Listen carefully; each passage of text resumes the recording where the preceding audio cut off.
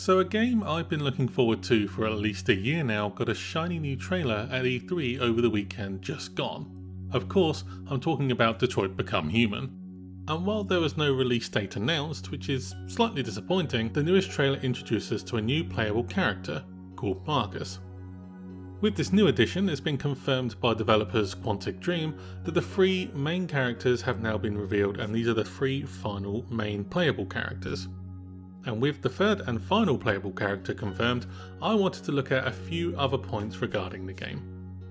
Hi, I'm Ash from MEOdyssey, and I'll be looking at 3 things we're looking forward to in Detroit Become Human.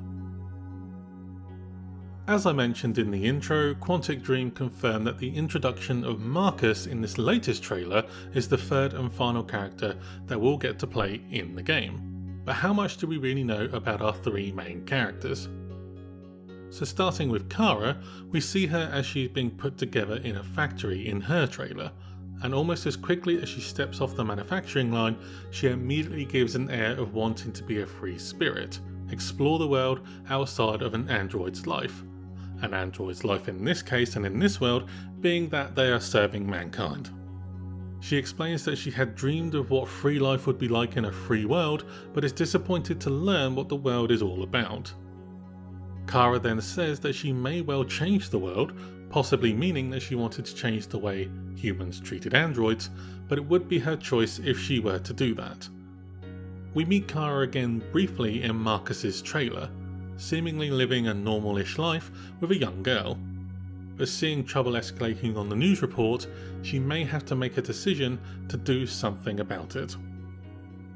Next we have Connor, who seems to be a negotiator or a deviant android hunter with the Detroit Police Department. Connor gives a vibe of wanting to complete his objective successfully, focused and unnerved. He doesn't seem to crave the freedom and free will that Kara and Marcus both want, at least that's not obvious in his trailer anyway.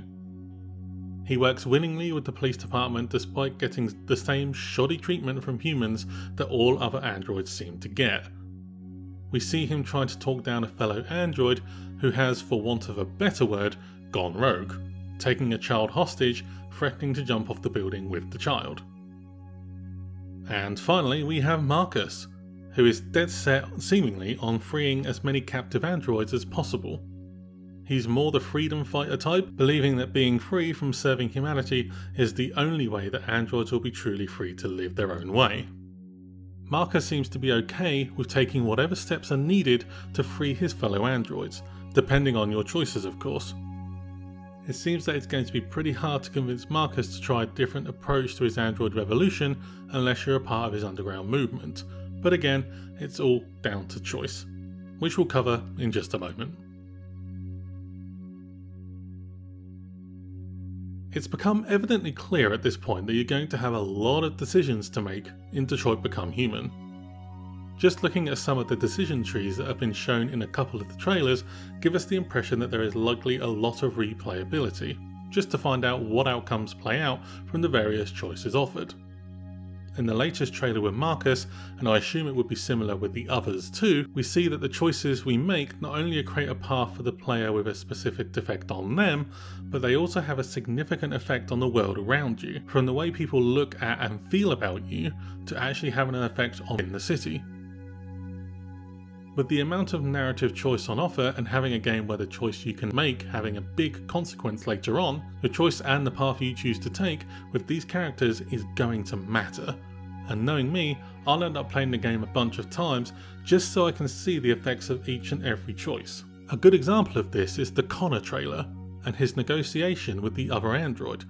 Should you decide to go straight into the conversation with him and not explore the crime scene and explore everything that's happened, you have very little chance of having a positive outcome and will likely not be able to save the life of the little girl.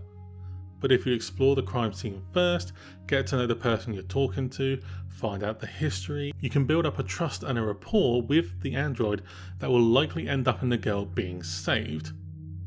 I love interactive storytelling if it's done right, and it seems that Quantic Dream are ticking all the right boxes in terms of the interactive side of the story.